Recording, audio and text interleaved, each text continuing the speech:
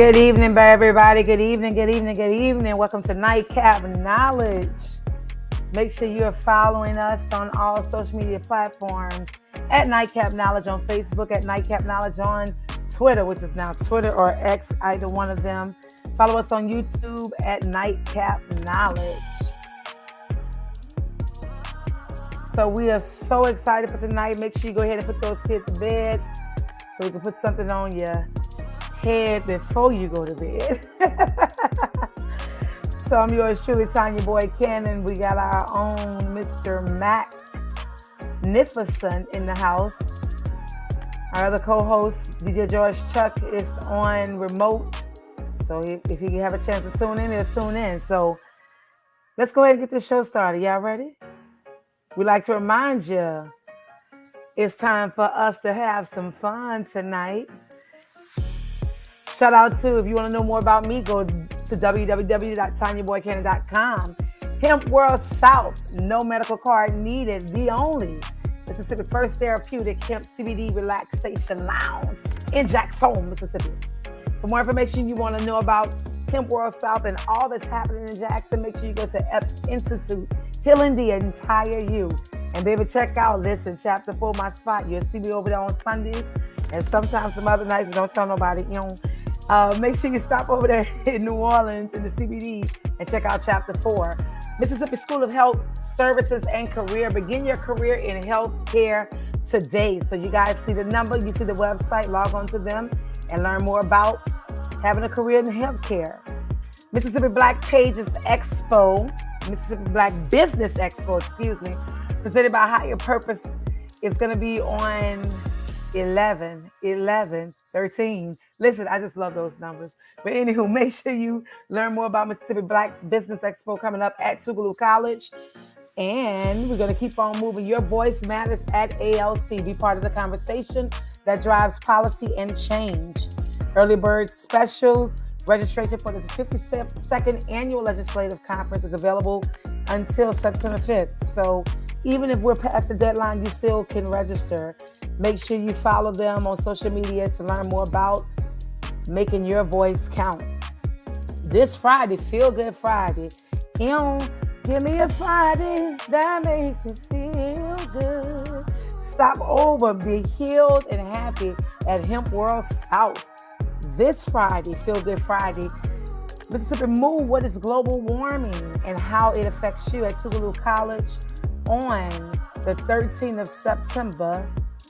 Although it's past, we're still going to talk about that. Make sure you want to know more about it. So you follow Mississippi Move for more information. Coming up this next month, the second weekend of October 12th through the 15th, Tougaloo College Alumni Weekend. So many events happening on Thursday, October 12th, all the way to the 15th. Listen, make sure y'all tell me about it. I'm trying my best to get there, but my schedule has me booked, but I hope to see you all. Anywho, so with that being said, let's go ahead and get this show started.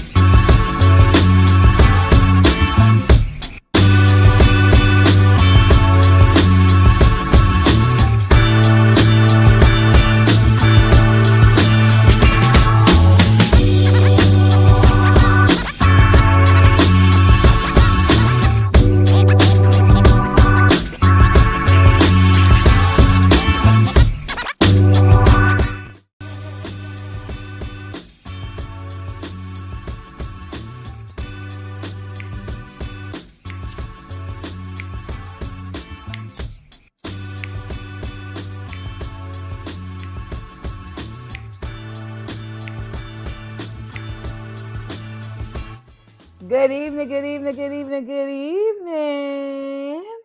What's up, Mr. Mac? TBC in the building. What is the M, business, man? M. Man, What we are is the here. business?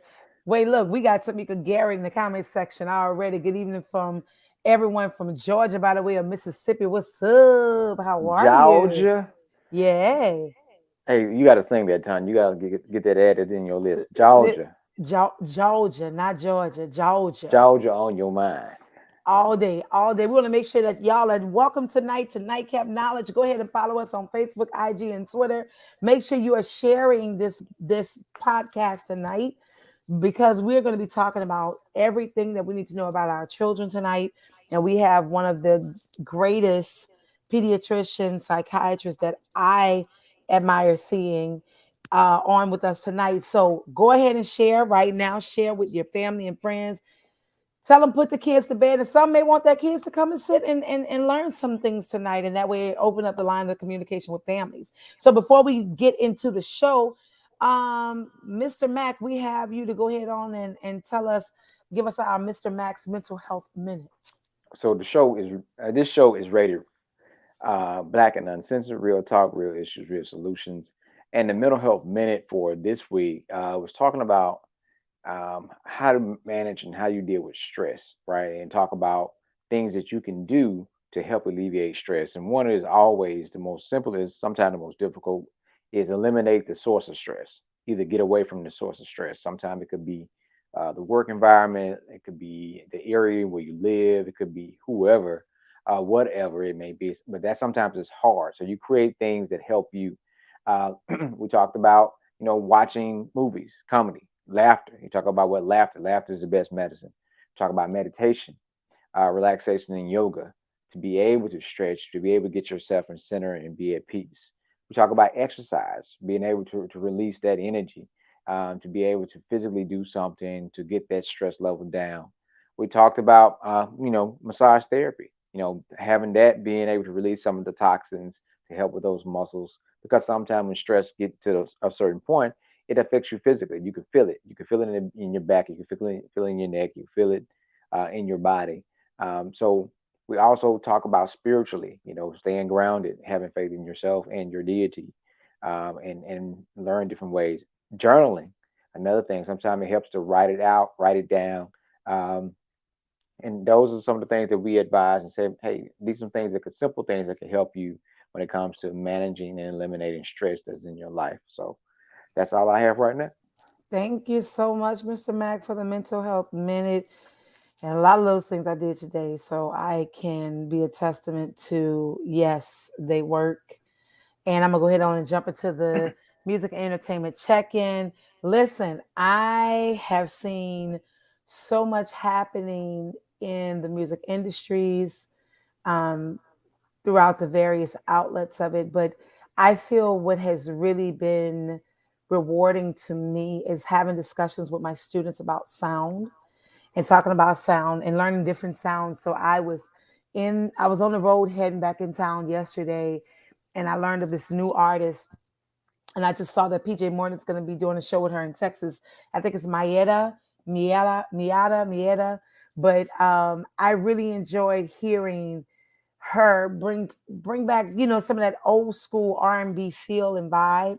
So her and this guy named Sir that I had a chance to check out. So I'm excited to see how the music industry is really reaching back and paying homage. The guy October, I think it's something October. He has a song that you could tell influences and inflections of Marvin Gaye. So I just love how the music industry is getting back to the real sound of what music, how we were brought up on music, but also a lot of our elders are enjoying some of these sounds. So I'm excited to hear these new sounds, these new songs, but also be comfortable to have nostalgia while I'm listening. So shout out to all the artists who are doing great things in the music industry, even in the fashion world. Shout out, I don't know if y'all watch Project Runway All Stars, but I'm like a huge fan of fashion. Shout out to Bishme. That's not even my people, but Bishme, my people, won.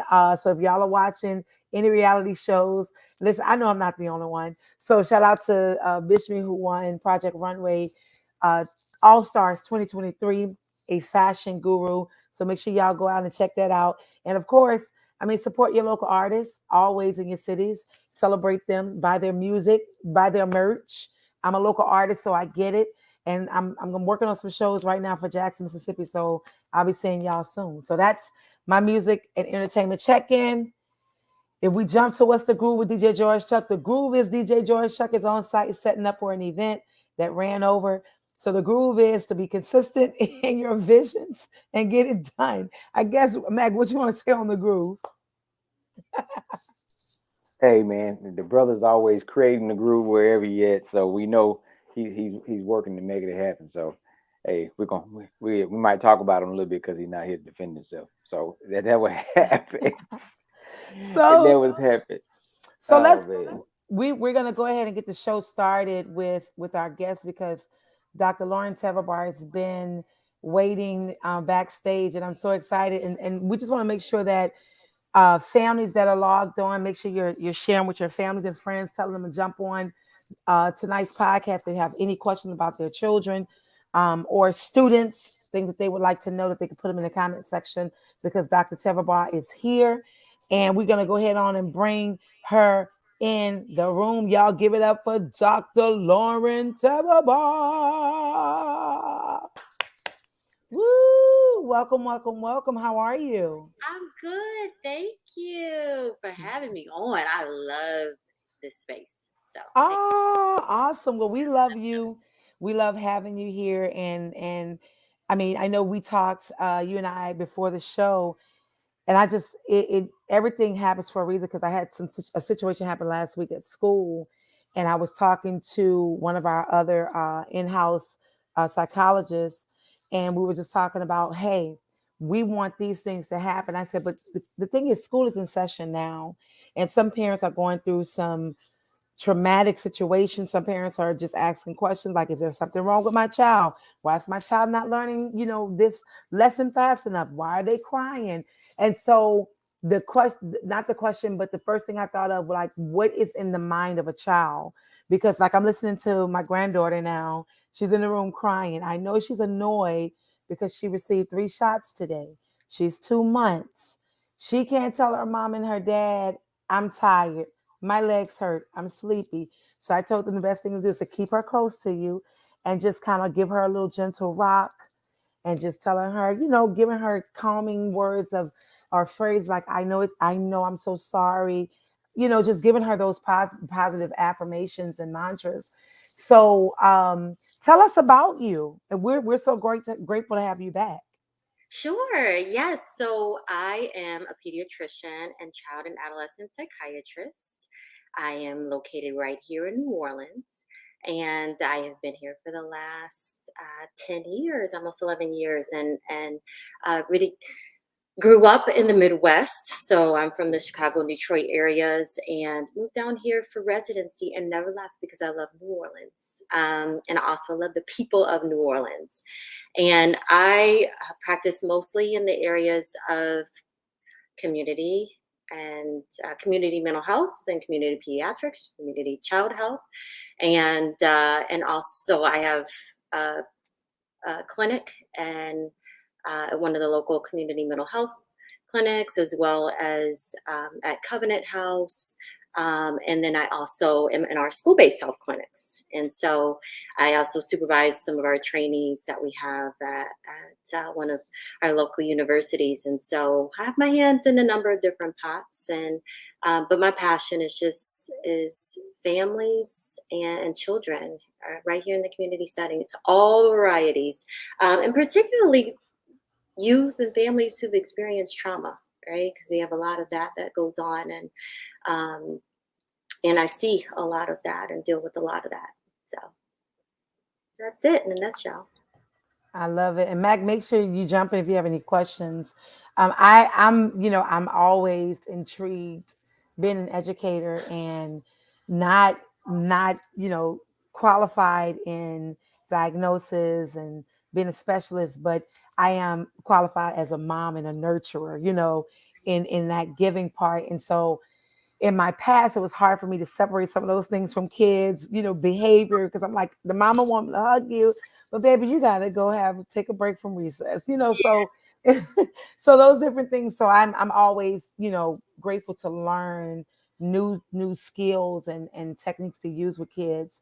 What do you what and I want to jump right into this question. What do you feel one of the major disconnect from this generation of youth, and I would say, where's the intergenerational disconnect with our kids and various generations? What do you feel that is? Tell me a little bit more about what you mean in terms of differences in views of.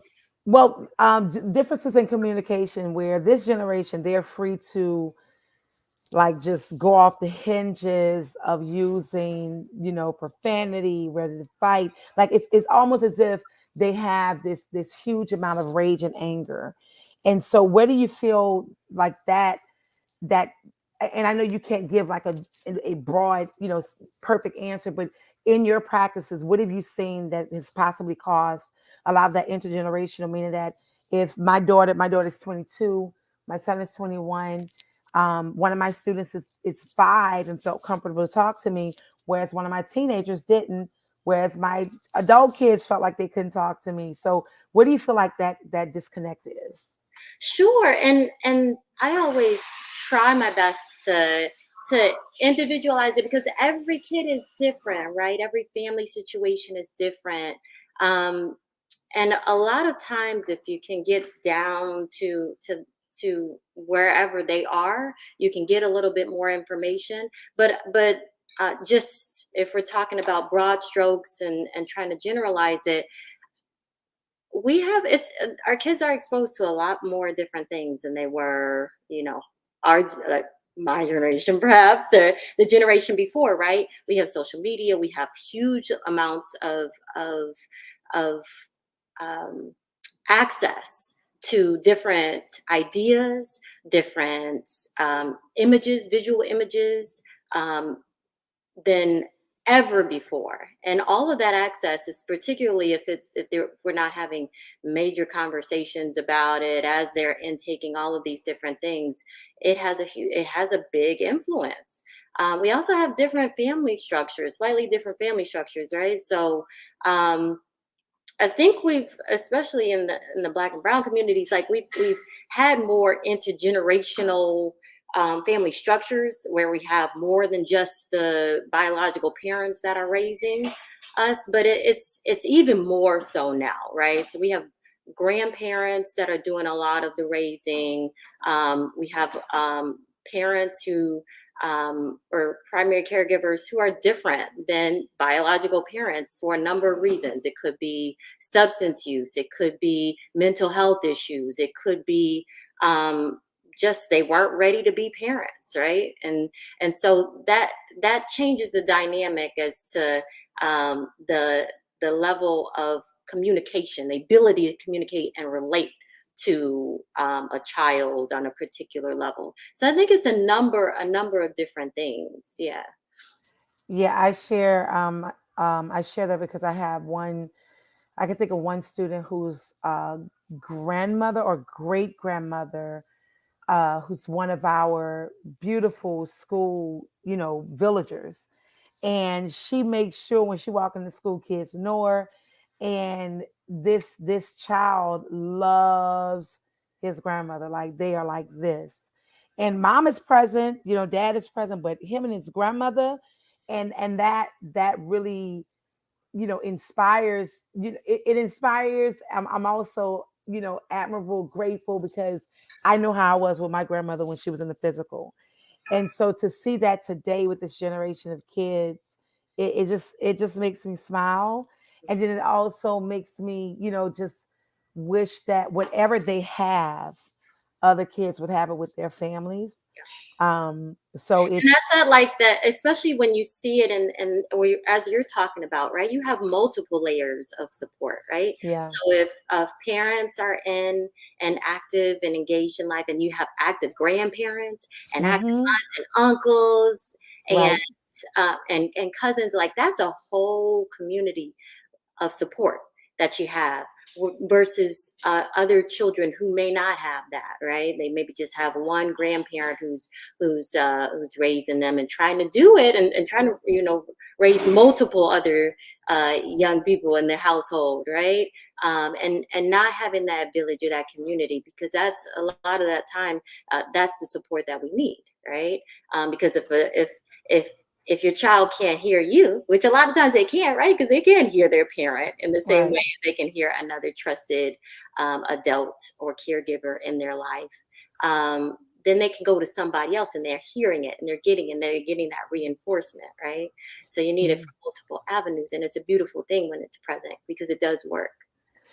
Why do you think it's hard for children to hear from that support that they live with, mom, dad, grandmother, versus the teacher, versus the lunch lady? Why do you feel that there may be a disconnection? Yeah, I think it just has to do with with your um, our natural developmental stages, right? We are hardwired to at once we get to certain points, and that's why we have to talk about it like at different ages and stages too, because when we're like that young age, so elementary school age, preschool age, the primary role of the parent and the caregiver is to give that love, that guidance, that support, but also the boundaries, those structures, right? And so that's the foundation for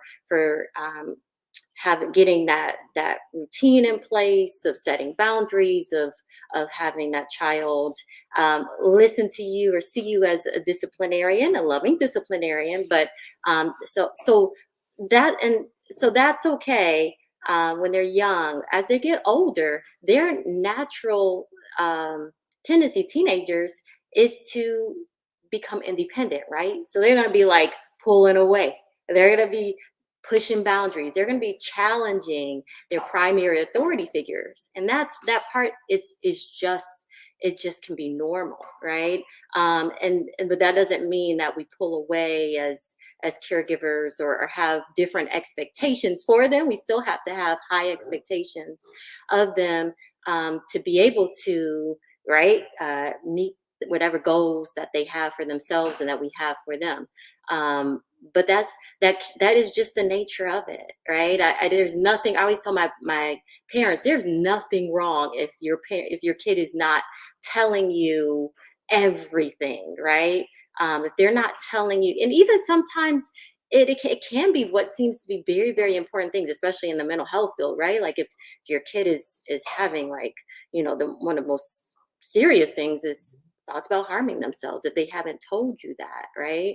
Um, that's that's not to be, you don't disparage yourself as a parent for because your child didn't feel comfortable telling you that, because uh, they know your expectations of them. They don't want to hurt you sometimes. They don't want to lose your respect. They don't want to be, especially if sometimes we can be a little bit punitive in nature. They don't want you to come down hard. They fear that you're going to come down hard on them, or that they're gonna get in trouble. And so, then sometimes they just have another trusted caregiver or person or adult in their life that they feel they can open up to a little bit more, and that's okay.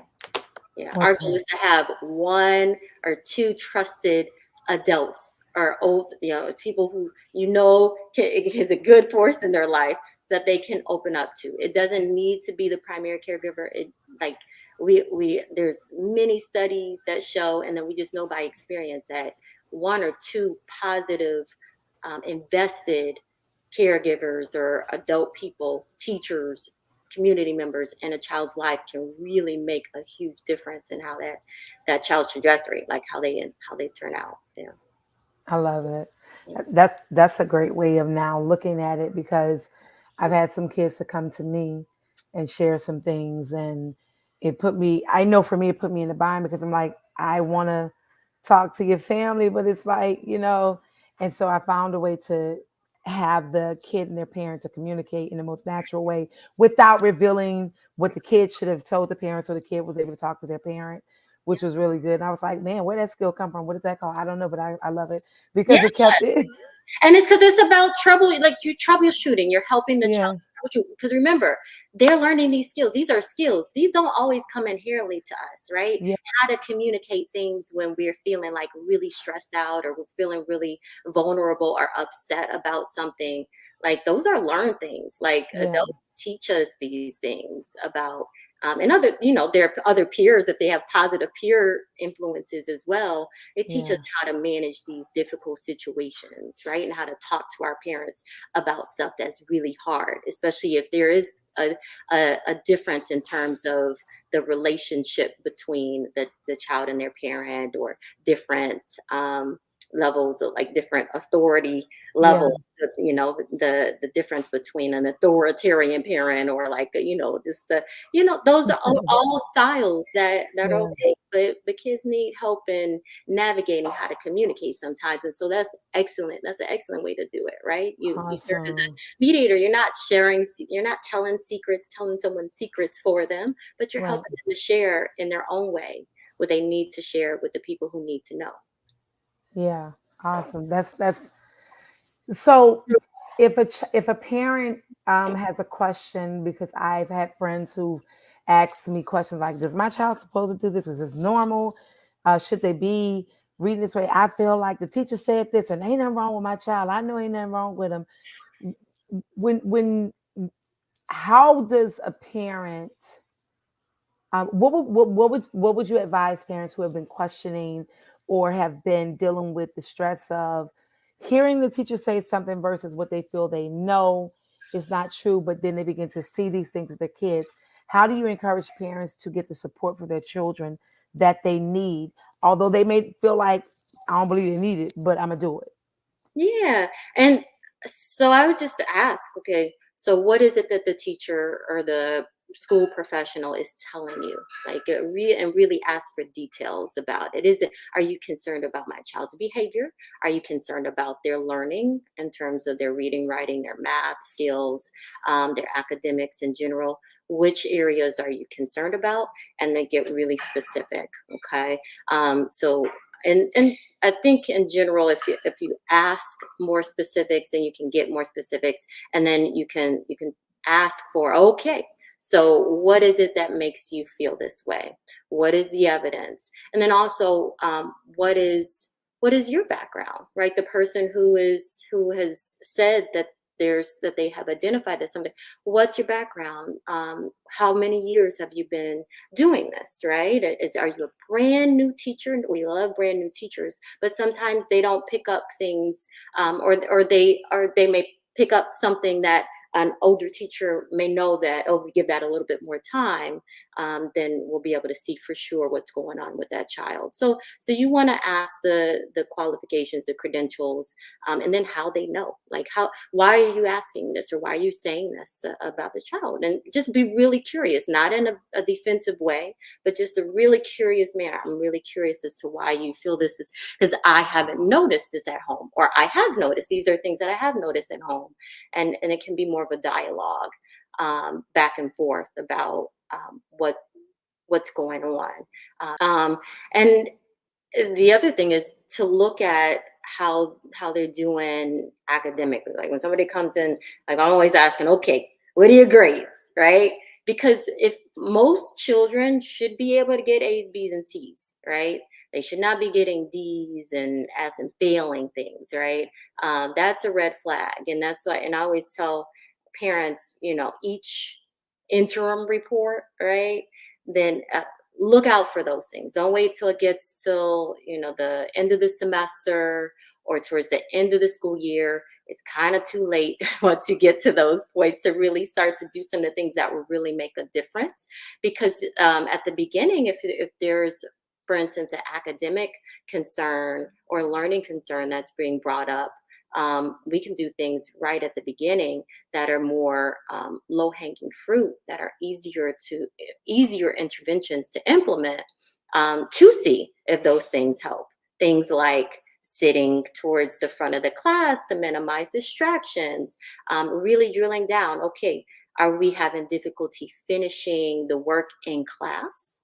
Or is it more of a homework thing? Like the work goes home and never gets finished, or maybe it does get finished but never gets turned in, right? So we have a so it and so really asking those details too. Like it, and then is it all subjects, or is it more reading type things or writing type things or math type things? Those are like our three main domains when we're talking about how a kid is doing in school, because they require different parts of our brain. And so you can excel in one but not be doing so well in the other, right? And there are different ways to get at that. um, and asking too, has my child gotten any, been able to utilize any services that are available? A lot of times schools do have tutoring services that are available, after school services, or the teacher can meet with them at lunch or things like that. Things to just help give better clarity as to where's the difficulty. Because once you nail that down a little bit more, then you can tailor the intervention a little bit more specifically. Yeah. And I always, again, like these are things that you can do throughout the school year that help to clarify things. But if a kid gets to the end of the school year, and if they've ever at a point where they got retained or in danger of being retained, like held back, then I always say, oh, it's time for, like, they have to do a formal assessment. The school has to do a formal assessment, meaning the it's the usually the special education department, or Mm-hmm. whatever the school is calling um, their intervention. So in a lot of Orleans peer schools, it's called like a tiered intervention, where Mm-hmm. they have to document that they are trying all of these things to help with your child's education, right? Again, whether that be tutoring services, whether that be some initial testing to see if there's like a learning disability, or that they're truly having something else that needs to be addressed, that's contributing to their learning difficulties. Yeah. And that's a whole another talk, but there are things, Yeah. 504 plan, and an IEPs. IEP, Mm-hmm. right? Those are things where the school psychologist or the school education diagnostic, the person who does the educational testing, really gets to sit down with the child to see what's going on. Is there any learning disabilities present? Is there any like dyslexia? Is there something that's getting in the way of them learning optimally? And then tailoring the intervention so that they're successful in school. Wow. I mean, welcome those who are just tuning in. We'd like to remind you, welcome to Nightcap Knowledge. We have Dr. Lauren Teverbar, child and adolescent psychiatrist and pediatrician. We've had her here before. She's back. We're talking about children tonight. Like what's in the mind of a child, what's going on. Make sure you're putting your comments and questions in the comment section so we can ask and share those questions. Again, hey Tamika, what's up, Marcus? Marcus Banks is in the building tonight. I need my pan trout fried hard, please, sir. Amazing chef. So we're gonna keep these questions going. And Mac, jump in if you have any questions. Go ahead, Mac.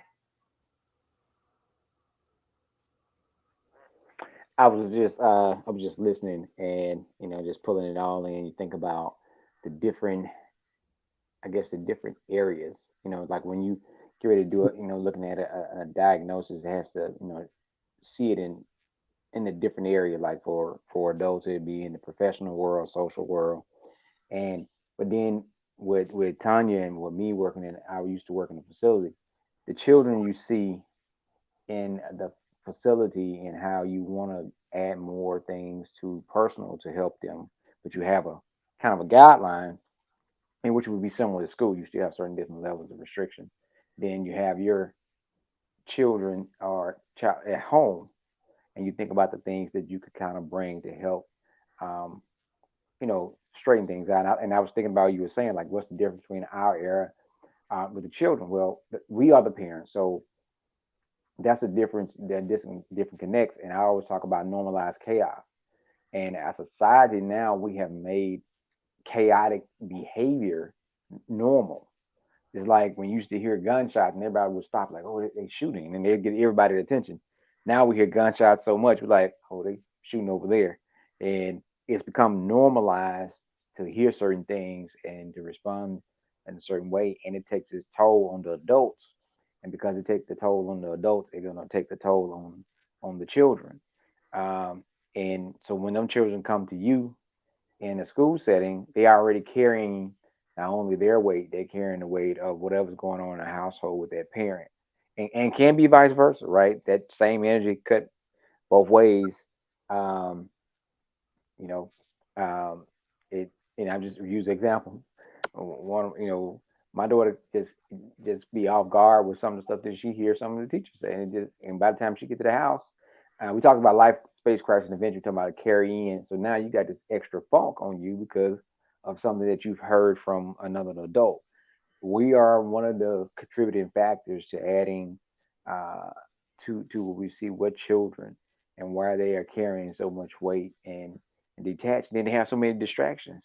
We added that's us too. We give them to them, right? No, society has told us our child at 5 years old is supposed to have an iPhone, an iPad, earbuds, watch, smart TV, all that, and you don't get it. Now you feel like you ain't doing what you're supposed to do because your child don't have all that. But you don't have to do that.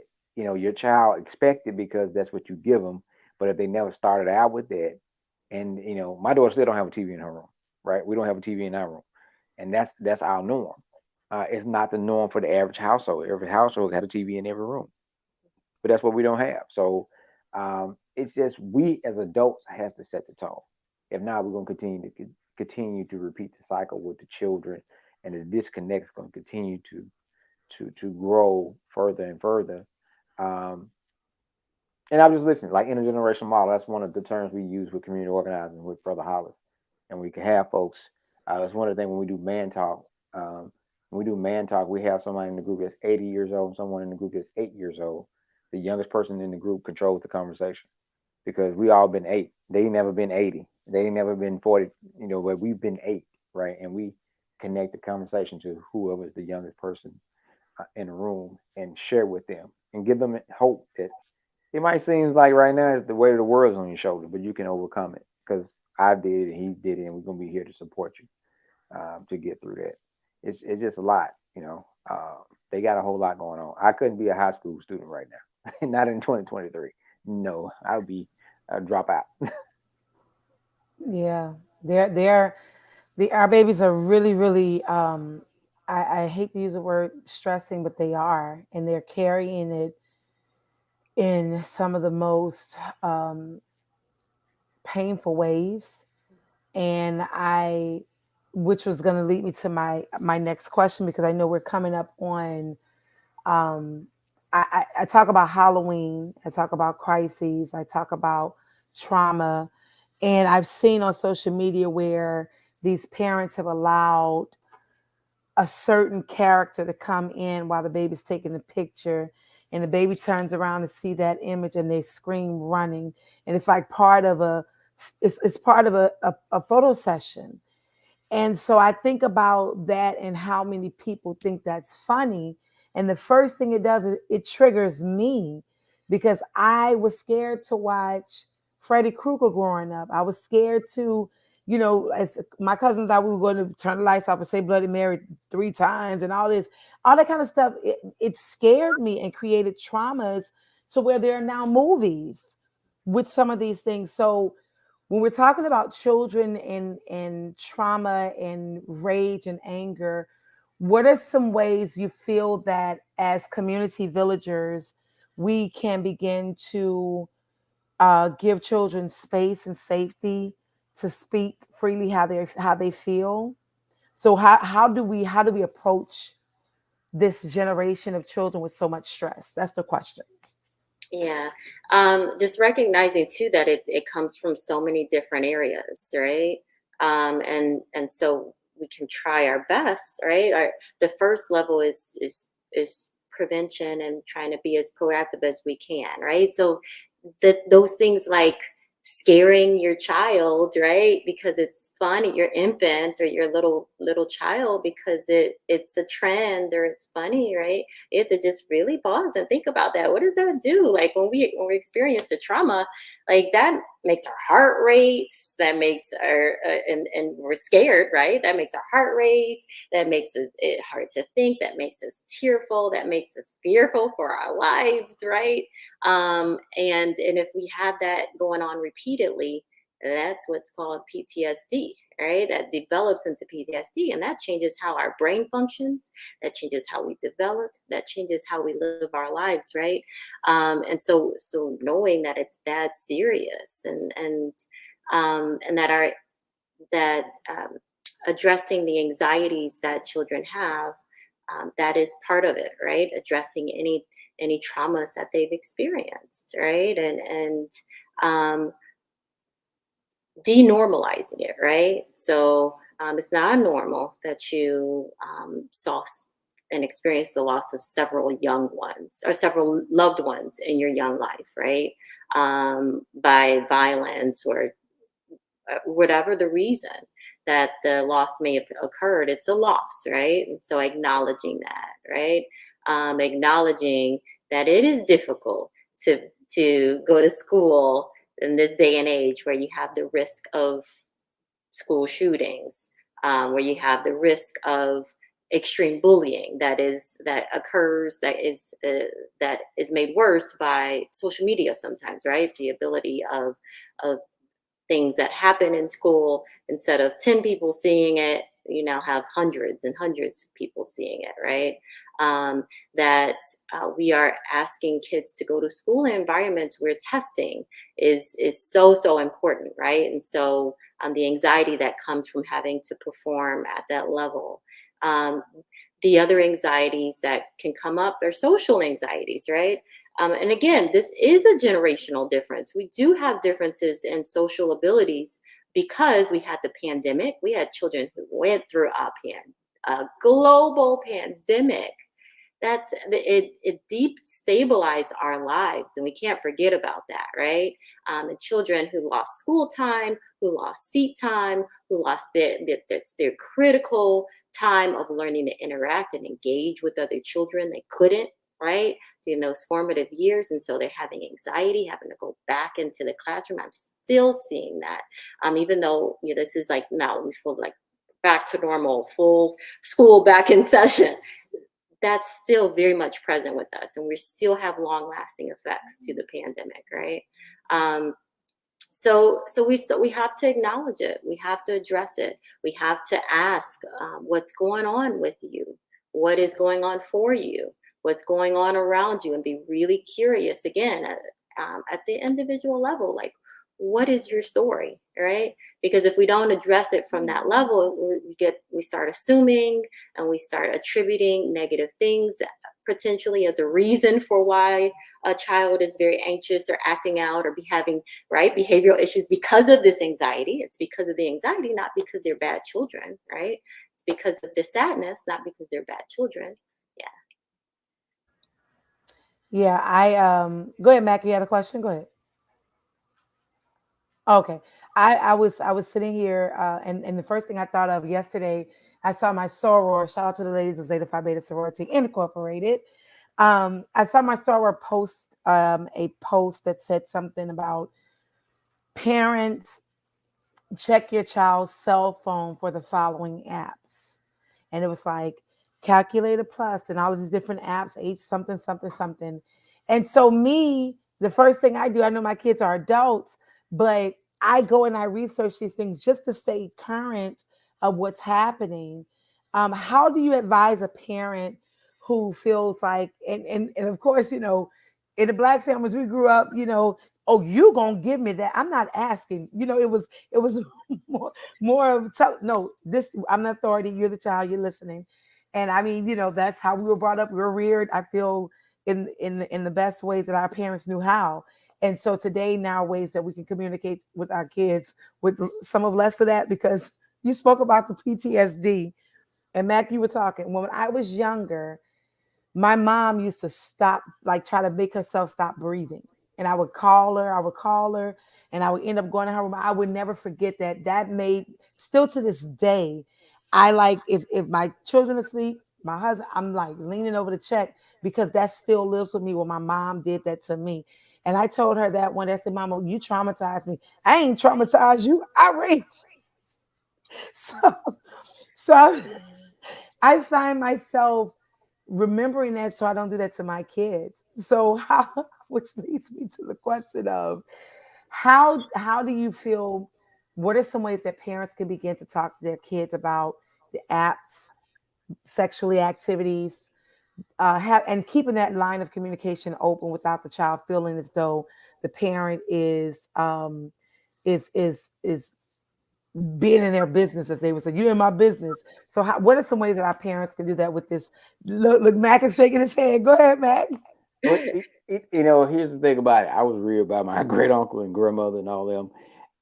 I think part of our issue with our generation is why we don't have some of the things that our fourth generation have is certain things is not negotiable, right? There is some things like, yeah, you want to be more open to a degree for discussion, but I think, as a age group, I'm talking about 40 to 50, doesn't we don't require the same level of respect that our grandparents did. Meaning that we things that we don't think are very important, like requiring them to say yes sir, no sir, being able to talk and open their mouth without nodding their head. It's certain things that we made a norm for them and how they communicate, and it's certain things that we think is a conversation. It's not a conversation. You don't pay no bill or no phone. So if your parent requests your phone, you give it up. Now, how you can ask them to it, how it starts out, usually it depends on the response back from the child and how it escalates. Um, I think that's an issue because, again, we got to go back to structure, and discipline and structure is one of the reasons that I've seen so many children that I've known end up in a facility, locked up in jail or prison, is because they can never get that certain level of knowing, hey, I can go this far, but then not go to the point where I'm just totally disrespectful and fall off the side of the table. Um, because we talked about the other side of not traumatizing them, but also have them understanding that we are trying to protect them from the real boogeyman that's outside of the house, that's out there in the street, that's not going to negotiate with you, and helping them understand the discipline and things we want them to have, so they can be productive, independent citizens. But I think that's a battle, and that's why I say certain things you just don't negotiate with. Yeah. This is what you do. And that has to do with you really do have to set very clear expectations for your child, right? Especially if we're talking about the phone, right? You Most children are not able to pay for the phone on their own. I don't know many that are. When you get to teenagers and they start to work, that's a little bit different. But most children or young people cannot pay their phone about beforehand, right? Before you get the phone, about how we're going to keep the phone and how we're going to, because certain expectations have to be met. And there should be rules around phone use. A phone is not a 24/7 thing, right? And I always say that having phone is a double-edged sword, right? Because you love it when you have it, but you really don't like it when you don't have it. And so for parents, it can be a great tool, right? Because it's an incentive, it's a reward. You can get your phone as a reward, right? But also, if we don't meet certain rules, certain expectations that, again, we talk about beforehand, because that is, you will have run into difficulties if your child feels like everything, it's just not fair because they never really understood what they need to do to keep the phone, and how long they're grounded from the phone, and how long, what they have to do to get the phone back. You can have those conversations advance and try to think about all the scenarios. You won't be able to think about all the scenarios, and some of them you will have to discuss as they come up. But if you can have as much of an informed conversation with the child about what the expectations are, you're going to minimize things on the back end, right? And so I tell my parents, be very clear about what are the hours of phone use, right? So Phone use is what? When we get home from school? Is it, do we have to do homework first and then we get the phone? Right? Do we have phone access at night? A lot of my parents say, oh, they won't go to sleep because they stay up all night scrolling through on the phone. Okay. Well, you can say, listen, I expect you to be in bed and the phone to be off. If it's not, I get the phone at night, right? And I keep it in my room, and you'll get it back in the morning, right? Um, so you have to be really clear about that, and and it's okay to. We're not harming our kids by setting boundaries. In fact, we can be hurting our kids by not setting clear boundaries, because it's teaching them how to adhere to the rules, what's important to them, and teaching them the power of clear communication, right? Clear communication and expectations. Going through the phone. So again, that's an expectation that you can set. You can say, listen, for your protection, I am going to be looking and monitoring your phone, right? Because it can be dangerous to send pictures. And we talk about that. That's an important conversation to have. We're not sending any type of naked pictures or anything to anyone, right? Because that puts yourself at risk. That also child pornography. You can get charged for child pornography. You tell the reasons for why we're not doing this, but these are things that I know can be difficult as a teenager. So I'm going to expect you to adhere to the rules, but I'm going to be following up. I'm going to be looking. We're going to do phone checks, right? This is the phone that I provide to you as a privilege. And so, yes, it is your phone, and I do want to respect your privacy, but I will be checking to make sure that we're using the phone safely. And that can be an expectation, and that can look like, we'll go through the phone once a week together, and I'm going to be looking to see how things are going, and sometimes it might be a random check, right?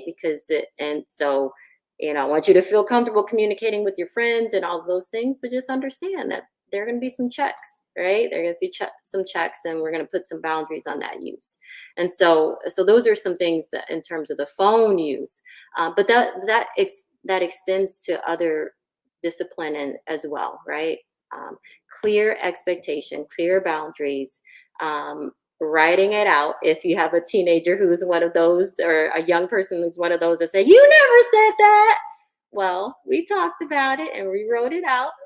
So it's here. And then the follow through, the consistency in the terms of the follow through. And if we say that this is going to happen as a consequence, for if we break rules that are related to the phone, we must follow through. Must. And it's really not an option, because it's very confusing to kids to have that inconsistency. Or sometimes if they say, I'm going to get my phone taken away if I'm up at night playing on it, sometimes they take it away and sometimes they don't, right? That is very confusing for a child. And they're going to just keep doing the behavior, even though you've talked about it, and because they know there's no consistent enforcement of it. So, yeah. Clear and concise. Yes, clear and concise, so that there's no room for questioning. And if again that's my grandparents and my grandma, she still tells me about this, and like in terms of, they used to have a family meeting every Sunday, right? And so family meeting was when you could all the kids could bring up all the concerns. They could bring up everything they think is not fair, anything that they think they would like to discuss, right? Because that's the time period where we get to have a conversation about things. It's still not quite a democracy, right? Right, But right. it's still like you get your feelings and your thoughts are heard, so that we can figure out a solution together, we can troubleshoot together, and then we move forward in the week with these rules set in place, right? Right, right. Have some voice, because it's important for your kids to have some voice, but there's still once we talk about the rules and we set the rules, they are in place until they are changed again, right? And we Yeah. talk about them, but caregivers, we set the rules, we set the structure, we set the boundaries, and then it's up to us to also to enforce them. And we can have conversations about those, but the rules ultimately do have to be the rules. Yeah. Clear, concise, and consistency. Mm-hmm. So it sounds like having clear communication, concise with whatever you're giving directions, directives, or conversation, and then what did I say? Clear, concise, and consistency. So Mm-hmm. having those conversations, like you said, every Sunday, you had those conversations with your families when you all were younger. I mean, I'm always learning something new and inspired with Nightcap Knowledge, but our mental health forum on Thursdays, I mean third Tuesdays, really just ignite me more because I feel like I want to work in the field because I always tell Mac of social work, mental wealth. So just in that area. And we just want to remind everyone again, you're listening to Dr. Lauren Tebabar, and we want to encourage and also let people know Dial 988 for Suicide and Crisis Lifeline. We can help prevent suicide. If you know anyone or your child, please make sure you dial 988. It's 24/7 free and confidential support for people in distress. So we don't want to miss the signs and I'm glad I brought that up. What are some signs that parents can look for in their kids to know when their kids they need to put some support in place for them, mental support? Sure. So, one of the major signs can be changes in behavior, right? Mm, So it, and we can break it down into just pure, especially if we're at risk for suicide, or depression or anxiety. Behavior changes can include not sleeping, mm-hmm, or sleeping too much, sleeping all the time. And again, we have to distinguish it where those are teenagers where they can sleep like 12 hours a day, right? But if mm-hmm, it's a change, if we're talking like they're sleeping more hours, like two, three, more, 4 more hours or more than they normally sleep, or they're not sleeping at all. If they're not eating, or they're eating, or they're not eating way too much. So changes in either way of their appetite. If they are more withdrawn, so they generally like to go places or engage with their friends, or are in a number of clubs at school, and they are no longer interested in doing those. They don't want to be on the football team anymore. They don't want to be in dance anymore. They don't want to go out with their friends. They want to stay in their room, and sleep, or do something else that's very isolative. That is a change. Again, it's a behavioral change for them. If you hear them, or you see them giving away things, or talking about not wanting things, or um, making some certain type of preparatory acts, self-harming. So cutting, hitting, bruising themselves. And again, there's a distinction in that. Not all cutting or self-injurious behavior is suicidal behavior. It can be a way that young people deal with their pain, to relieve pain, to distract themselves from emotional pain. But it certainly is a red flag and a sign that something else going on with them. If there's any self-harm that's going on. Some kids draw and journal, and share with other people in their lives that something is off or not going on with them. And so we should know. We should know who our kids' friends are, who they're close to, and if we're concerned, we can ask them. We get like that is not off limits to just ask. Okay, I'm a little worried about a child. How do you think, best friend? How do you think they've been doing? And you don't have to. Again, it's just a inquiry. You're being curious as to how they're doing. And of course, they're more tearful. That's an obvious yeah, one. Or having more panic attacks, or again, not doing well in school. Another big sign, big red flag is a change in how they're doing academically in school. So those are okay, all signs that a child needs more help, and may be at risk. yeah, wow, And it's okay. And I always tell parents too, it is okay to ask specifically, have you been having any thoughts about harming yourself? Have you mm-hmm, been having any thoughts about wanting to be dead or not wanting to be alive anymore? That doesn't yeah, make someone think about killing themselves or harming themselves if you ask them that question.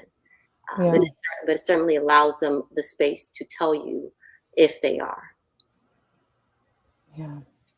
I, I think there's another question we got to add in today's time. Uh, as you got to ask, do you have thoughts of hurting someone else? Like, do you have thoughts of hurting someone, at school or in the neighborhood? Because a lot of time with bullying, as you see, that person is taking it for so long, and nobody ever asks. They're like, "Hey, I know I ain't thought about hurting me." They're like, but did you ask? Have I thought about hurting somebody else? And then you You're want to know lying. why, and start to peel back those layers, um, because you don't know how to handle those situations. And they say tell the teacher, but then when you tell the teacher, depending on the teacher, it just makes the situation worse because nobody ever really does anything about it, and then it continues to manifest until next thing you know, it's making nightly news. Yeah. That's Um, so I think those are conversations we can ask, especially with so much happening with that age group, with fighting and shootings, and asking, do you feel like hurting someone else and then why? You know. Yeah. right. And another red flag too, because I've had a number of my patients and young people where this has happened. Like they've taken a knife to school, or a hammer, or some type of object that was found in their backpack. And you really have to. Why did you take it to? You have to ask. Why did you take it to school, right? And obviously, hopefully, they don't get to that point where they take it to school. But again, those are red flags. If you have a child that's hiding things or taking things to be used as a weapon, that's a sign that something's going on. And again, a number of kids, they just don't feel comfortable. They feel like they may be viewed as weak, or that they're not handling the situation, Hmm. that they're being picked on or being bullied. So those are other signs or subtle signs that that may be going on for them. And you have to ask multiple times, not just one time, multiple times, to get that information from them. Well, we had some good stuff tonight, some good topics. Well, questions, conversation around our children. Parents, you need to follow Dr. Lauren Teverbar on social media. Doc, how can they follow you on social media? I am on Facebook. It's Lauren hyphen Teverball is on Facebook, on Instagram, Juneteenth. Um, those are my main social media platforms right now. Yeah. Okay. You can I'm putting, we got your Lauren hyphen Teverball. And I'm saying it right, Teverbo. How do I say it correctly? right, Teverball. I did Teverball. You I said, got it. you got it. Mhm. Ew. So I got you at Juneteenth on IG. So if you want to know more about and learn, and even just sit down, bring your family, have a conversation with Dr. Teva. She is amazing, as you heard tonight. We thank you guys for tuning in. Make sure you are tuning in next week as we get ready. I think we're going back to our fitness, online fitness. Pray for me, hallelujah. Next Tuesday at 9 p.m. Again, we have so many events coming up uh, around Jackson, Mississippi. So make sure this on your calendar, October 12th through the 15th for Tougaloo's Alumni Weekend. Tougaloo, Eagle Queen, we love thee. Make sure you are there. Again, Dr. Teverball, we want to thank you so much for being on the show tonight. And again, you are a gem. And I've been holding on to your stuff. Pray for me. So I'm just gonna have to come to your house and put both bags in your hands of love. So thank you so much for being on. Do you have any comments, Mac? You have any comments before we get out of here? Thank you for having me. I'm honored as always. Awesome. Thank you so much.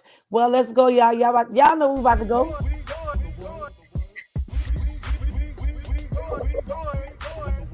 Let's go.